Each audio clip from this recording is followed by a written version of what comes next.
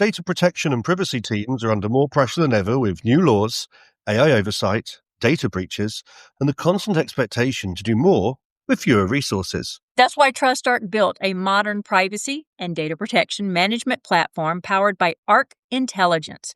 It unifies your tools, automates the work that slows you down, and surfaces what matters most right when you need it. From guided quick actions to our intelligent assistant, Ask Arc, you get credible, contextual answers backed by expert research, not generic AI guesses. Finally, privacy that works the way privacy pros work. Learn how TrustArc helps teams move faster with confidence at trustarc.com/serious-privacy.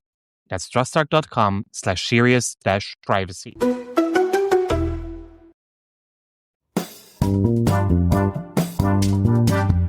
You're listening to Serious Privacy, powered by TrustArc. Here are your hosts, Dr. Kay Royal and Paul Breitbart. Hello. Y'all want a little bit different something this week? Here's how we actually record the beginning of some of our episodes until we know exactly what we're going to be covering. Yada, yada, yada, yada, yada, yada, yada, yada, yada, yada, yada, yada, yada. My name is Paul Breitbart. And I'm Kay Royal, and welcome to Serious Privacy. So, Paul, we've got quite a few things this week, and so I'm going to go with the first icebreaker question. Where did you grow up? In the Netherlands. In the country or a city? Both. You don't have to give details of address, but... Well, no, I was born in Rotterdam, at the time still the biggest port in the world. Okay. And when I was 8, we moved to the southern border of the country. That's about an hour away, just to give you a bit of perspective. Okay. I was going to say, so you're a southern boy, but we're only talking an hour. We're only talking an hour. And this is the southwestern part of the Netherlands on the Belgian border. Okay. That's where I spent most of my youth, studied and then spent a year in Bordeaux in France, 6 months in Brussels for my internship. And ever since I started working, I've been living in The Hague. Nice. Which by now is almost 20 years, scarily enough. Wow. Very nice. I grew up, I think we've talked about it before, poor girl from Mississippi. As a matter of fact, it was, mine's not near as sexy and fascinating as yours. We grew up outside the town called Meridian and only had a population of about 30,000 back then. And that was of the surrounding areas, but we were not inside the city limits. I actually grew up in a place that the only place it exists is on the elector rolls. It's called Nellyburg. But it's interesting that one of my favorite authors was at a Comic-Con one time, and she's from Tennessee, I think. And when I went up to get her signature, I was in Arizona, and she's like, "Oh, you're not from here." I'm like, "No, I'm not. I'm actually from a really small town in Mississippi." She's like, "Oh, what's the name?" I said, "Nellyburg." She went, "Just north of Meridian before you get to Collinsville?" I was like, woohoo, my favorite author knows. But I mean, I didn't leave Mississippi till I was nearly 30 and took my first to Tennessee, then jumped to Arizona, and then there moved to Texas and California, then back to Arizona, now over to South Carolina. But I never intended to move back to the South. And I think I've mentioned that before. Mm-hmm. But at least it's not in the deep, deep South. But I guess it's because I spent so long trying to escape it. But I used to joke that, you know, when I would get a new husband, I would get a new degree and I would move to a new state. Which is more or less what you did. Right. Husband number 3 in Arizona with the law degree, and he moved us to Texas. So I told him that was his fault if I got husband number 4. But I did get degree number 4. I got the PhD. So you didn't get husband number 4. He said, "It's all right." He said, "We can get remarried again. I'll be your husband number 4." Because I told him I already had the color wedding dress picked out I wanted to wear. He's like, "Great, we'll just get married again." So make sure you invite me and all of our listeners when you ever Exactly. So there we go. So that's where we grew up. That's where we landed. That's where we are. So we have a lot to talk about. I think the sexier things to talk about are on your side of the world. So I'm gonna throw out here quickly that Kentucky has passed a privacy law from the House and the Senate. I believe it's on the way to governor. I think it's where it is. Maybe I'm a little bit ahead of myself here, but I think it's on its way to the governor. It's modeled after the Virginia privacy law, so we might start seeing, surprises me, As you know, my prediction that we're not going to see much after the first couple of months of the year. So it surprises me to see yet another privacy law making its way through. And maybe this is a sign of how important privacy is turning out to be for people. So maybe people are starting to listen, people in power, people in politics are starting to listen. So I'm surprised. So I can't take bets on how many more we're going to see, but Kentucky passed a privacy law. Which is also for me somewhere in the South. Yeah, it is. Well, it's more hill country. I mean, I associate Kentucky with fried chicken and deep fried stuff is in the South. But it's southern was gorgeous, gorgeous mountains there. I love the mountains. I love the mountains in Tennessee. So when you're a Mississippi girl and you don't have mountains, the Smoky Mountains are absolutely gorgeous. I mean, I've even walked so high up in the mountains at the clouds. Yeah, that's cool. You're walking through the clouds. It's beautiful. So when we moved to Arizona and they saw the Rocky Mountains, my girls who were 7 and 9 were like, what are those? I'm like, those are mountains. And they're like, no, they're not. Those are big rocks. Everybody on the plane just died laughing because, kids don't keep it to themselves. So anyway, I love seeing this coming from the South because people have this idea that the South is really, really backwoods and it's not progressive. And that's not necessarily true for all places. There are some places of the South that are, don't get me wrong, but they're pockets, not full states. And so to see Kentucky also passing a privacy law, Tennessee's passed a privacy law, Mississippi was one of the front runners. I really love seeing this. I think it's great. But okay, so that's basically it for the U.S. Well, I have 2 sexy abbreviations for you. Let's go. It's either TCF or AI. What do you want to start with? Ooh, let's start with TCF because I think we can knock it out quicker because we did a whole episode on the TCF and this controversy that's going over. Let me see if I can recall the details off the top of my head. This has to do January 22. Yes, it's TCF with their framework and they have a TC string. And the TC string was determined to be personal information. I think the other very controversial part of the opinion that came down that they argued, which is important for the decision, is that they argued they are not a controller. And based on the decisions they were making of whether or not the companies following the TCF were in compliance with their framework, they made those decisions. And so therefore, under the initial opinion, they were a controller. So that's one of the things that they appealed first. Yeah, I think I would give you a B- for that. Okay. But you're close enough. So let's go back indeed. And believe it or not, I read the opinion. Let's go back to late 2021, early 2022. Oh, yes. The times were simpler. Well, we were in lockdown, so yeah, times were very simple because we couldn't do shit. Excuse my French. The Belgian Data Protection Authority back in the day came down with a ruling against the Interactive Advertising Bureau, their European branch, IAB Europe.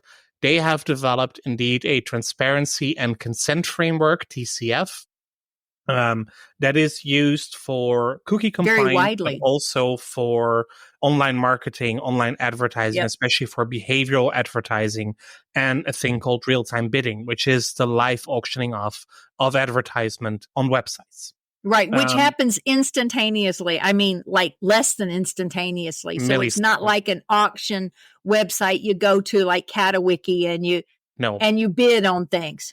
We take a week and they take a fraction of a second. Not even a breath. Exactly. So something that a lot of people are not accustomed to and don't realize, but real-time bidding is a big, big part of the advertising world. Exactly. So the Belgian DPA got some complaints and they investigated and came to the conclusion, indeed, this model is not compliant with GDPR and e-privacy legislation, even though IAB claimed that it was developed especially with the purpose of GDPR compliance in mind. Not really, no. The Belgian DPA said, well, there are a few faults here because A, you are processing personal data, the TC string, which captures all those preferences and links all the things together for the auction. That is personal data. Oh, no, it's not. You do not have a good legal ground to process it. Plus, as IAB, you are a data controller or maybe a joint data controller because you determine purpose and means of the processing operation. Yeah. IAB did not agree. Yep. They filed a complaint to the Belgian Markets Court, and they asked some prejudicial questions to the Court of Justice in Luxembourg. And that ruling came down last week on the 7th of March. And the court set out to clarify the rules on online auctions and said, no, the TC string can be personal data, especially if it is in combination with a cookie that can be linked to the user's IP address, because then it becomes identifiable. If I recall our prior session on this, which I did not go back and listen to in preparation for this, but if I recall, you and I were actually saying it is possible that on appeal that a court may say the TC string itself is not always personal data. It depends on what's included with it, and maybe they could modify it to where it only included certain information. There was a little bit debate over there, but the second point on whether or not they were a controller or acted in a controller capacity, whether joint or not, none of us seemed to think that was up for debate. We were really surprised that they had the moxie to challenge that. Yes, but they did. They lost. And they lost, because also there, the Court of Justice said, no, they are a data controller, probably a joint data controller, pending confirmation by the Belgian court, but it's very likely they should be regarded as a joint controller under the GDPR, because IAB Europe, together with their local branches and the advertisers, controls the whole processing operation of the real-time bidding. Yeah. And if you are a data controller, it doesn't mean that you are responsible for the whole data processing operation from start to finish. It can also be that you are only responsible in part, but that still makes you a joint data controller. And I think that is probably the most important part of this case, which also has a lot of relevance for other data processing operations where multiple parties are involved, is that the court very clearly states you are also a data controller if you are not involved in the whole data processing operation. Right. But do determine part of the purpose and means for that operation. Absolutely. And I think one of the pieces of evidence, and I know it's a small piece of what they do, but to me, it was a very compelling piece of evidence that they do. And as I mentioned, they determine whether or not their clients are compliant with their TCF. I keep wanting to say the TCF framework, but the TCF is the framework. They determine whether or not their clients are compliant with the TCF and determine whether or not they can use their services. Yes. Which means they're evaluating how the data is being used, which means they're telling their clients how the data can be used. And if that's not determining the means and the purposes of the processing, I don't know what is. No, I agree. And for me, this decision is not a surprise, because we've maintained for a long time that the real-time bidding advertising model is not sustainable, because it is a model that is developed outside of the legal boundaries. Right. And now, for those of you who may not have known Paul for very long, he has always hated this. He's yes. Okay, hated is a strong word, but probably no, hated apt. is correct. Is it probably apt, regardless whether it's a strong word or not? I'm not a fan. Because it was built on consent, and you cannot have cookies based on consent, advertising cookies based on consent. Well, in theory, you can. I mean, it has to be consent, right? So, yeah, but not for 527 of our most trusted partners in one go. Exactly. So they should be based on consent. You cannot base it on legitimate interest, which was an underlier of a lot of it as well.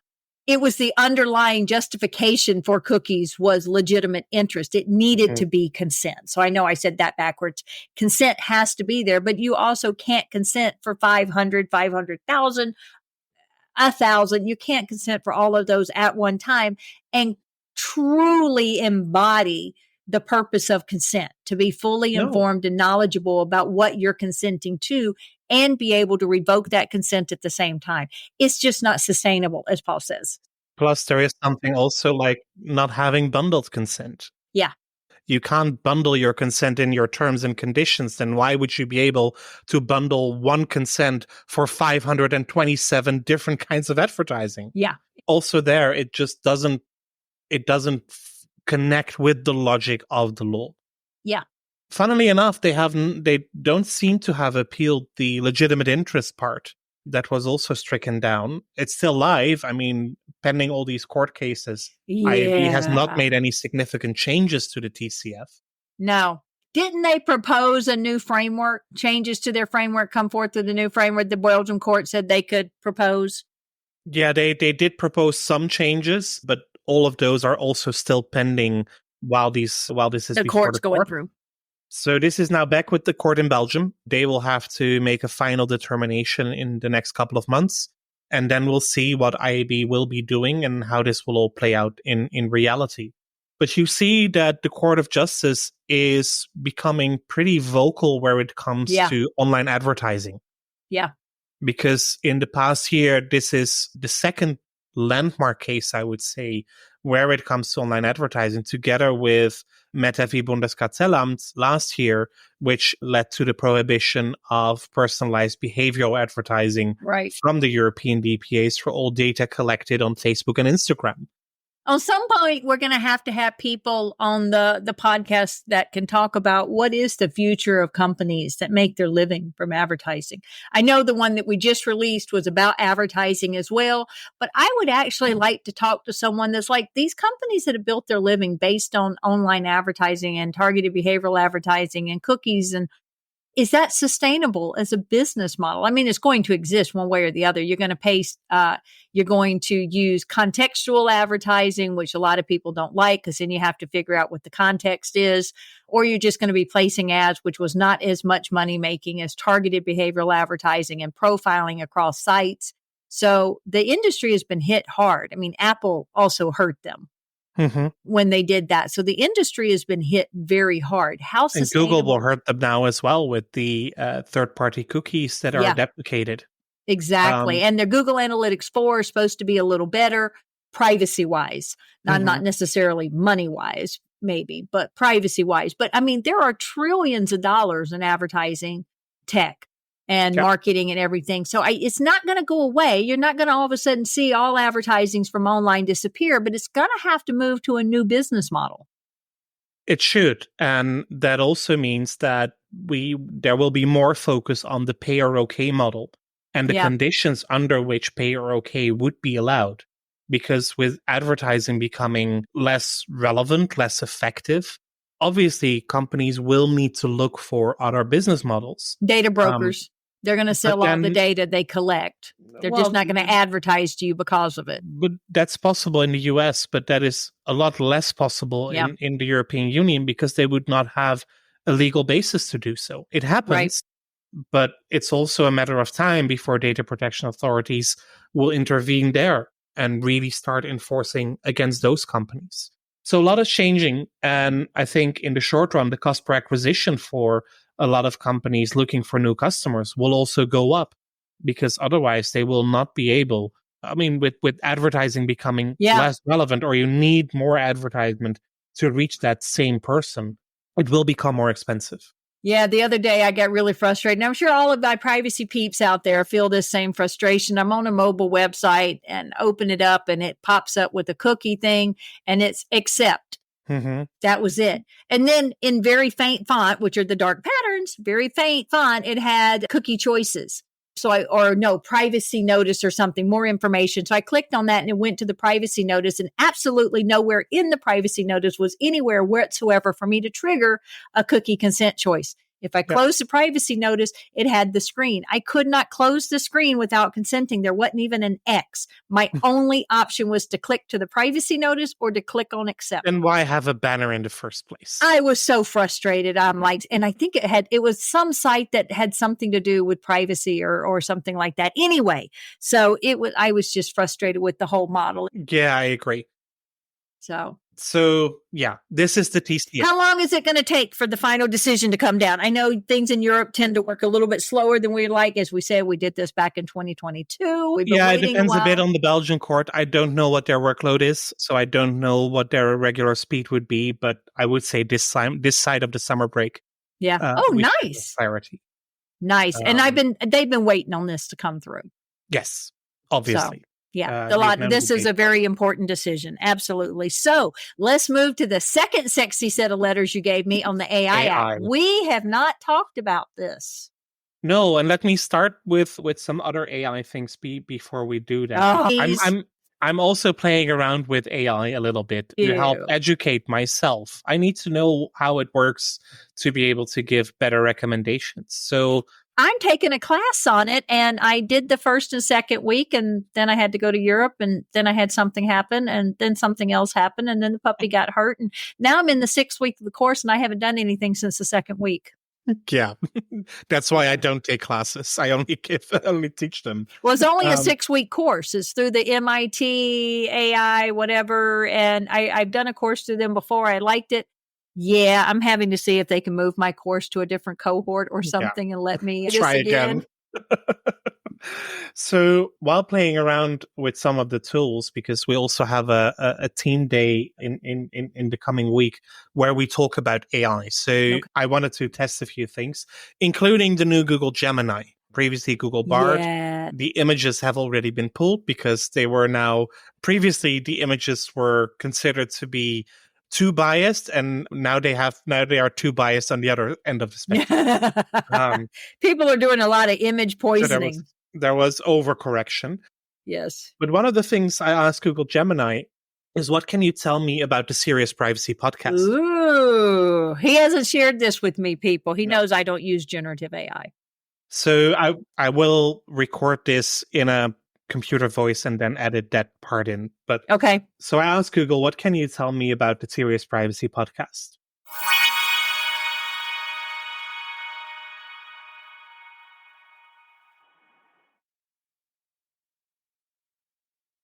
The Serious Privacy Podcast is a great resource for anyone interested in learning more about data privacy and security.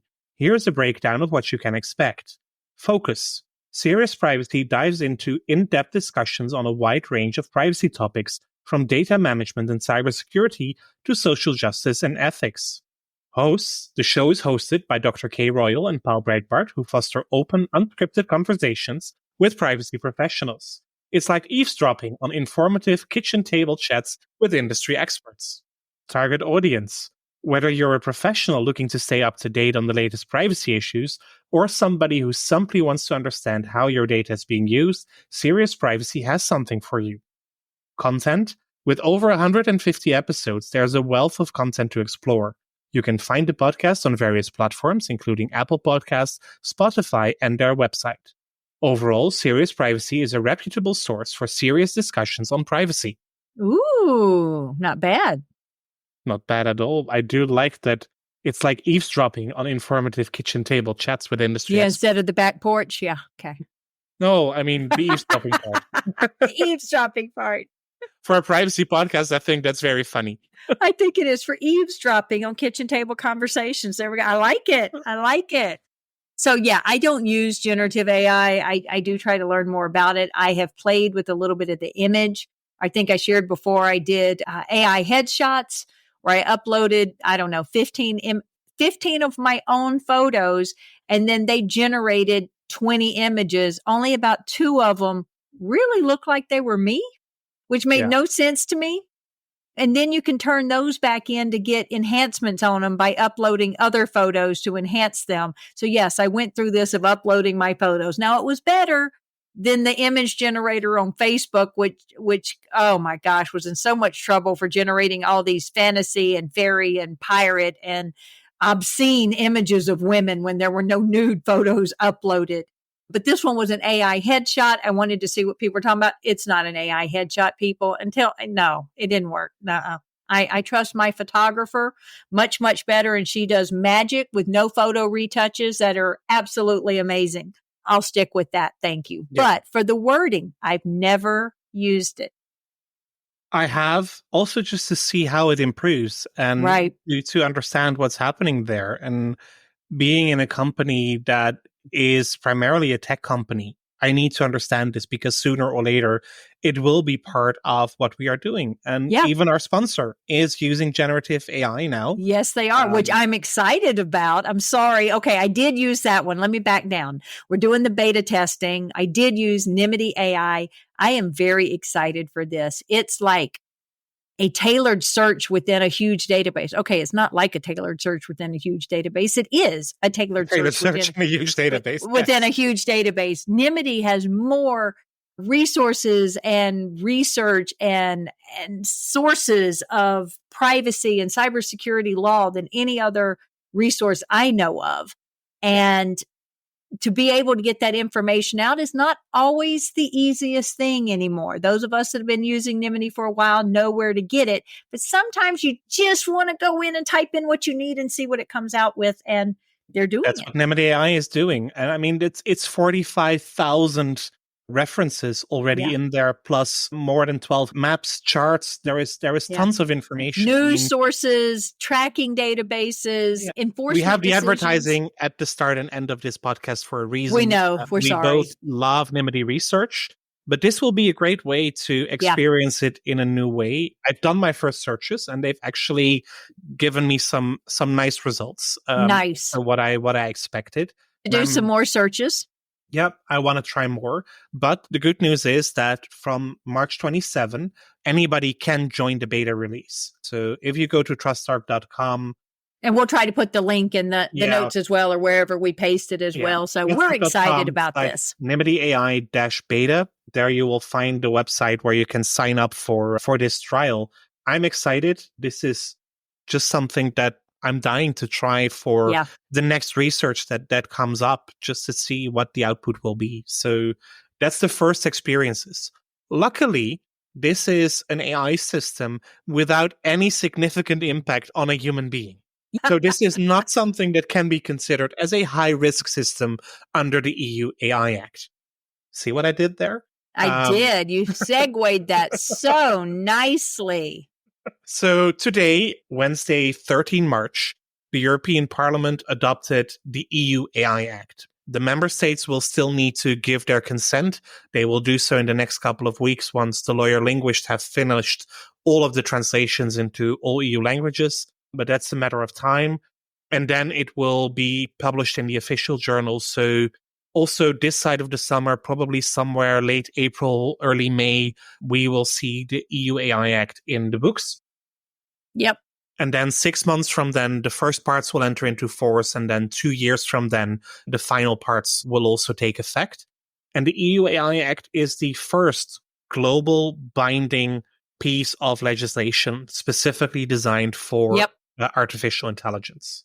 And it is put forth as a consumer protective mechanism. As Paul said, Nimity AI is one that doesn't impact a specific individual or just a significant decision on an individual's rights and freedoms.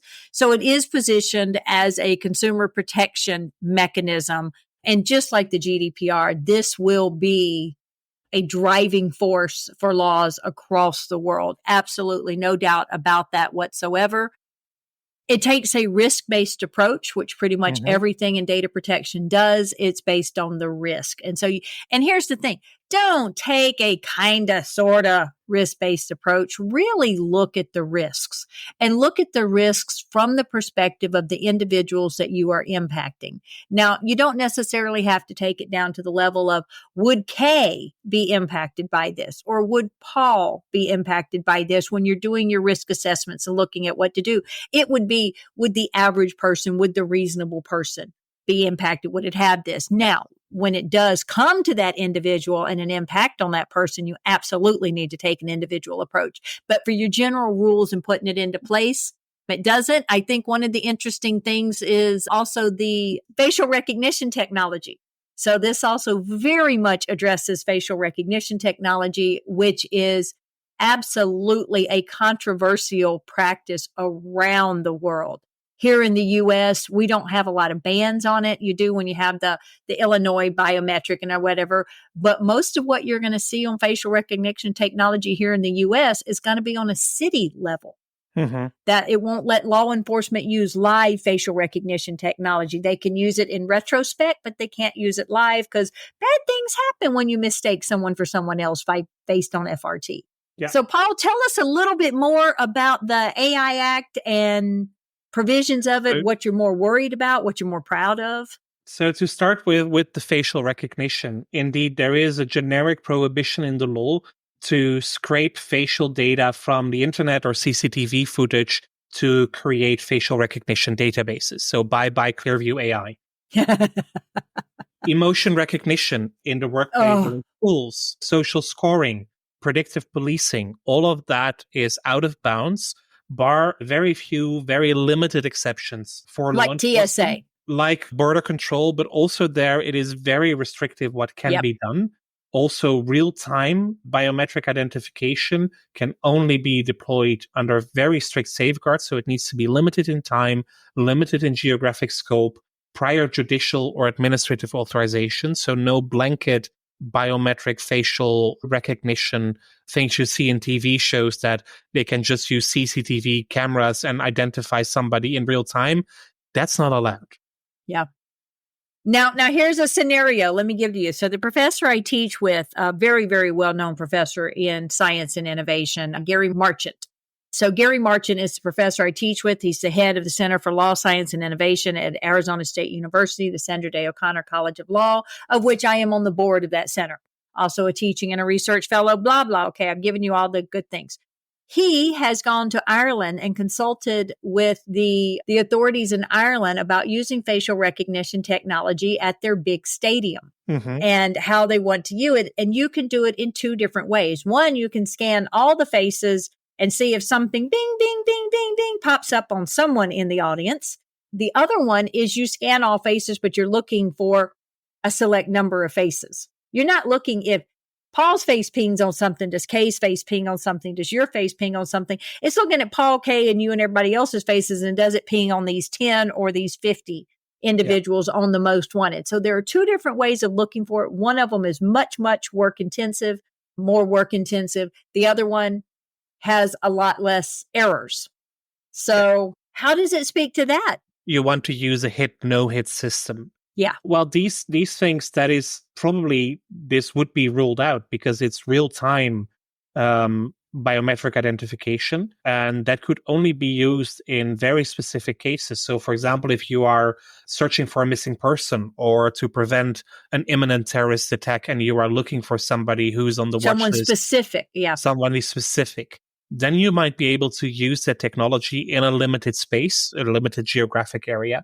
But the generic facial recognition in stadiums, I don't believe that would be possible anymore. But there is a lot more reading to do on these specific elements, obviously. In any case, for any high risk system that you deploy, so anything that may have consequences, serious consequences of harm for the individual, harm to health, harm to safety, to fundamental rights, to the environment, to democracy, and the rule of law. In all of those cases, you need to do a fundamental rights impact assessment before you can even consider to deploy it, and not just do the assessment, but also then find ways to mitigate those risks. That all needs to be documented. When you are working on general purpose AI systems, such as generative AI's large language models, that is allowed, but you need to comply with EU law, including EU copyright law, for all the data that you use for training. You need to publish what data you actually have used for training and how you have obtained that. And you have to label it if you create artificial images or deep fake videos or something. So the one that's taken the world by storm lately, which I don't know why it did, was the photo that came out from the Pope in the Balenciaga coat. Well, that one I was thinking, but I was thinking just recently this past week on Princess Kate. Oh, yes. But that's not AI generated. That was just a Photoshop. Was a Photoshop gone bad, but for some reason it makes people all up in arms. Is that a deep fake picture? No, clearly it's not a deep fake picture, but it does bring into that. So the people who are going to use deep fake videos for bad purposes are not going to label them as deep fake videos. Let's be honest. Yeah. No, absolutely. And all of that needs to be labeled, and also that will be supervised. There is a lot of work still ahead because the supervision, of course, will be a battle between multiple supervisory authorities. We know that some of the data protection authorities have also already positioned themselves as we want to be the supervisory authority, including in France and here in the Netherlands. Well, I thought it was interesting that the companies that have the really powerful generative AI, so as you said, Google's Gemini, they have to report if there are serious consequences that arise from their generative AI, such as a death, or I don't know what else, serious harm to health or a person, any significant legal consequences that arise to someone because People of it. losing Now, their job because of fake news that was generated because of AI. yeah. And I mean, this takes me back to, and this came up as well last year when we were talking about the AI at the IAPP Global Privacy Summit, where they did the wonderful poem about K is my name. Don't spell it that way. I like it. It's someone in the census man. But anyway, and it talks about a woman whose middle name's the letter K. Regardless, that whole thing makes me think about how the deep fake videos are used in non-consensual pornography. So when you talk about, can you have unintended, intended or unintended, very serious consequences to someone based on AI? Yeah, people can lose their jobs. They can have people break into their house. Yeah, absolutely. So there is a lot of work to do. One of the Parliament's rapporteurs for this law has also stated earlier today, the EU has delivered. We have linked the concept of artificial intelligence to the fundamental values that form the basis of our society, but much work lies ahead, and that goes beyond the AI Act itself. And I think that is a very true statement. This is the law, but we saw also with the GDPR, we are still working on operationalizing it. Oh, yeah. And that will also be the same for AI. There will be companies that will try to release some things that they know that they won't be able to release anymore 2 years down the road. Do it quickly now that they are not yet covered under this legal requirement. And there will companies who will try to ignore this or challenge every single bit of it. Absolutely. Before the courts. And countries and states will look at passing laws. I mean, there have been hundreds upon hundreds of laws proposed that have never made it into law. They've never passed both houses. They've never been signed into law. China has its own proposed AI law, I believe. President Biden has issued executive orders from the White House. We expect there to be agreements and laws that derive from that. But now they're either going to take a turn for they want to model after the European AI, or they're going to take a turn and say, we want to be different. So just know that this means there's going to be changes out there if you've been following laws and developments and things like that. So it's going to be really interesting to watch how this develops. When do you think we're going to have some adoption and some final guidance on this? So the adoption should be somewhere in May, my best guess. Okay. Which means that the first provisions of the law go into effect. Namely, the prohibited use cases, those will enter into effect by the end of this year, 6 months after entry into force, and then 24 months after the whole law will be effective. I thought you were going for prohibitabido. No. My husband loves that movie. I'm sorry, it's a cheerleading movie, but he absolutely loves that movie. Never seen it.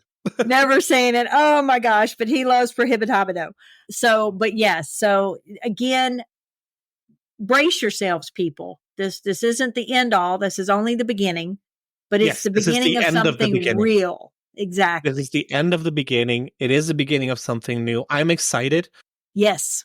And of course, the burden is on the companies that develop these large-scale AI systems.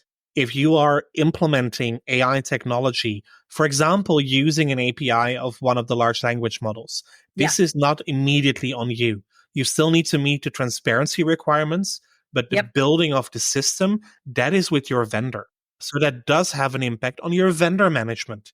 Oh, absolutely. And that is already the case, if I'm being honest, because almost every single SaaS tool is rolling out artificial intelligence right now. You have to read between the lines. You got to pay attention. I own TPRM as well as the privacy program. So it is absolutely something that we're faced with on a nearly daily basis. So we do the risk assessments on it. But I noticed that in TrustArc, when I was documenting one of my processes, there's now a selection for whether or not the process uses AI. Yes.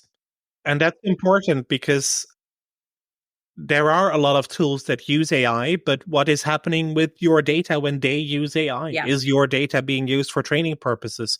What about copyright? What about infringements? What about safeguards? What about liability? Well, and if you're a vendor, what about your client's data? Is this something that you have permission from your client to be able to use? Are you safeguarding it? So expect to see a lot of changes come through. Yes. Expect to see a lot of changes come through. So Our work already wasn't boring, and it's just gotten more fun. Don't you hate it when people say, oh, but job security for you? I don't know about y'all people, but I got enough security. For a couple of decades, yes. Right. And on that happy note, we'll end another episode of Serious Privacy. If you like us, join the conversation on LinkedIn. Like and subscribe. Please subscribe because that's good for our numbers. Yeah. In your favorite podcast app or on your favorite podcast platform, you'll find Kay on social media as Heart of Privacy and myself as Europol B. Until next week, goodbye. Bye, y'all. That was Serious Privacy.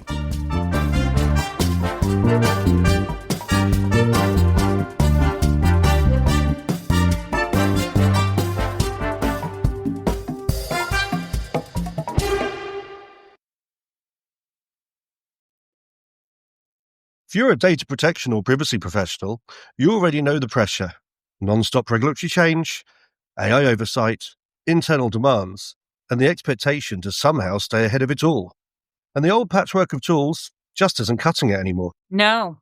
That's why TrustArc created a modern privacy management platform powered by Arc Intelligence. The TrustArc platform brings your workflows, evidence, research, tasks, and applications all together in one unified and intelligent workspace so you don't waste time digging, clicking, or context switching. With Ask Arc, your privacy assistant, you can ask plain language questions about laws, jurisdictions, or even your own program data and get credible, cited answers based on NIMBY research and more than 1,000 global laws. It's explainable, transparent, and purpose-built for data protection and privacy. So if you need to add a vendor, create a cookie banner, or start an assessment, quick actions take formally complex tasks, turn them into bite-sized guided workflows to save you time. It's a platform that thinks like you, works like you, and helps you move faster with confidence, whether you're a seasoned DPO or you're just getting started. See how modern privacy gets done. Explore Arc at trustarc.com/serious-privacy. That's trustarc.com/serious-privacy.